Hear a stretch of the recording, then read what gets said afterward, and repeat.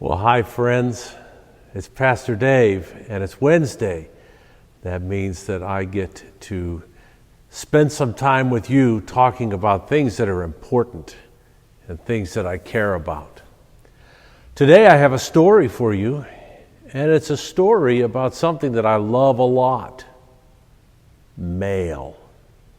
Do you like to get mail? Do you get letters or packages from people who love you?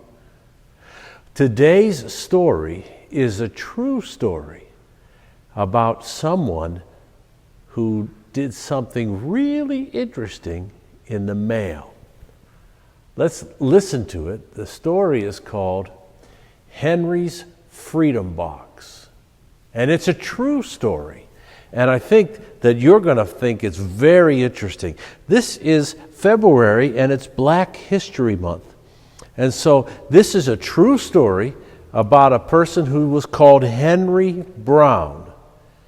And it's called Henry's Freedom Box. Let's listen to this story. It's written by Ellen Levine, and the pictures were drawn by Kadir Nelson.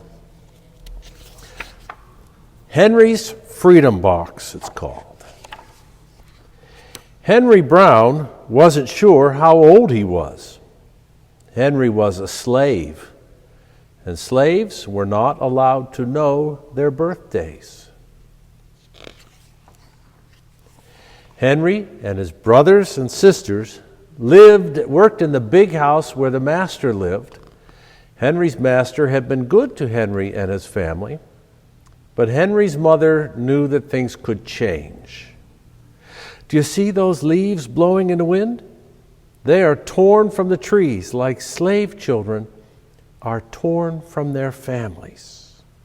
Oh, I can't imagine that. One morning, the master called for Henry and his mother. They climbed the wide staircase. The master lay in bed with only his head above the quilt. He was very ill. He beckoned them to come closer.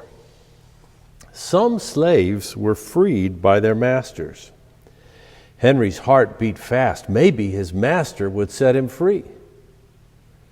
But the master said, "You are a good worker, Henry.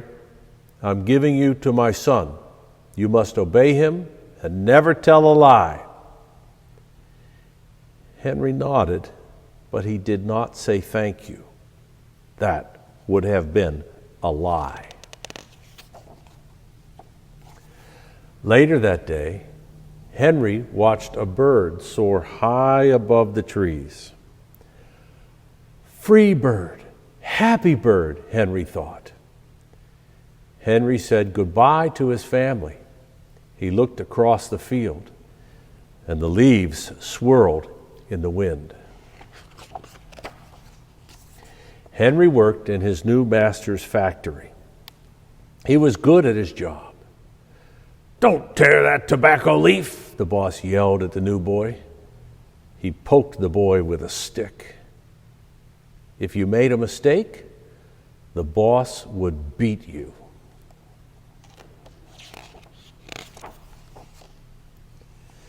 Henry was lonely. One day, he met Nancy, who was shopping for her mistress. They walked and talked and agreed to meet again. Henry felt like singing, but slaves did not dare sing in the street. Instead, he hummed. Months later, Henry asked Nancy to be his wife. When both their masters agreed, Henry and Nancy were married. Soon there was a little baby, then another and another. Henry knew they were very lucky. They lived together, even though they had different masters. But Nancy was worried. Her master had lost a great deal of money. "I'm afraid he will sell our children," she said. Henry was very still. Henry worked hard all morning. He tried to forget what Nancy had said. His friend James came into the factory and he whispered to Henry, Your wife and children were just sold at the slave market. No, cried Henry. Henry couldn't move. He couldn't think. He couldn't work. Twist that tobacco. The boss poked Henry. Henry twisted tobacco leaves, but his heart twisted in his chest. At lunchtime, Henry rushed to the center of town. A large group of slaves was tied together, and the owner shouted at them. Henry looked for his family. Father, Father! Henry watched his children disappear down the road. Where was Nancy? He saw her the same moment she saw him. And when he wiped away his tears, Nancy, too, was gone. Henry no longer sang. He couldn't hum. He went to work, and at night he ate supper and went to bed. Henry tried to think of happy times, but all he could see were the carts carrying away everyone he loved. Henry knew that he would never see his family again. Many weeks passed. One morning, Henry heard singing. A little bird flew out of a tree into the open sky, and Henry thought about being free. But how? As he lifted a crate, he knew the answer. He asked James and Dr. Smith to help him. Dr. Smith was a white man who thought slavery was wrong. They met early the next day at an empty warehouse. Henry arrived with a box. I will mail myself to a place where there are no slaves, he said. James stared at the box and then at Henry. What if you cough and someone hears you? I'll cover my mouth and hope, Henry said. Dr. Smith wrote on the box, to William H. Johnson, Arch Street, Philadelphia, Pennsylvania. Henry would be delivered to friends in Philadelphia. Then he printed on the crate with big letters, this side up, with care. Henry needed an excuse to stay home or the work boss would think he had run off.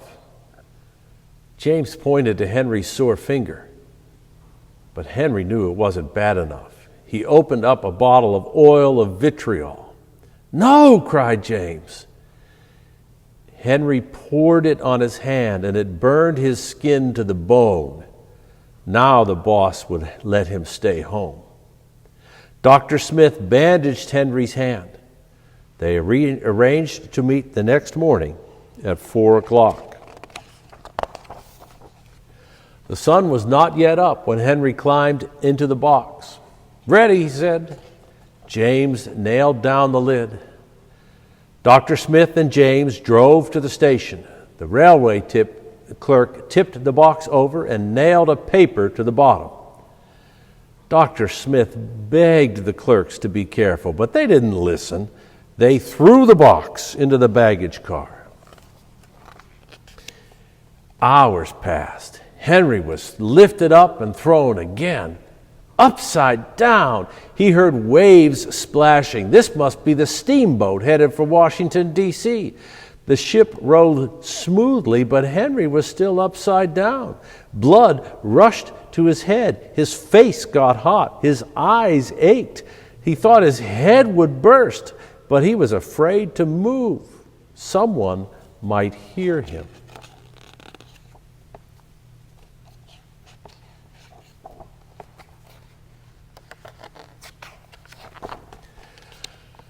I'm tired of standing, someone said. Why don't we move that box and sit on it, said another. Henry held his breath. Could they be talking about his box? Henry was pushed. The box scraped the deck. Now he was on his right side, now on his left, and suddenly, right side up. What do you think is in here? Asked the first man. Mail, I guess, said the other. I am mail, thought Henry, but not the kind they imagine. Henry was carried off the steamboat and placed in a railroad car, this time head up. He fell asleep to the rattling song of the train wheels. He awoke to loud knocking. "Henry, are you all right in there?" "All right," he answered. The cover was pried open. Henry stretched and stood up. 4 men smiled at him. "Welcome to Philadelphia," they said. At last, Henry had a birthday. March 30th, 1849, his first day of freedom. And from that day on, he also had a middle name. Everyone called him Henry Box Brown. Well, that is the story called Henry's Freedom Box. It's a good story, but like a lot of good stories, it's a sad story too. I don't know how I would feel if someone tried to sell someone I loved, or me, or if someone thought that they could own me or own you. Our world is full of hard problems and mean people and unkind laws. I'm glad that Henry was able to get free. I'm sad to tell you that Henry never found Nancy or his children again. I hope that we can learn from Henry's story and that together we can create a place where that kind of cruelty is just unimaginable. This is an important story for us to know, even if it's a hard one. I hope that you'll talk with someone you love. And maybe one of the things that we can do after hearing a story like this is to think of a good piece of mail that we can send. Maybe you can send not a box with yourself in it, but maybe a note that talks about how you love someone and help them to find it and to know it. And let's work to make the world a little less cruel and a little more safe. I'm really happy to see you today. I'll look forward to the next time we're together. Goodbye now.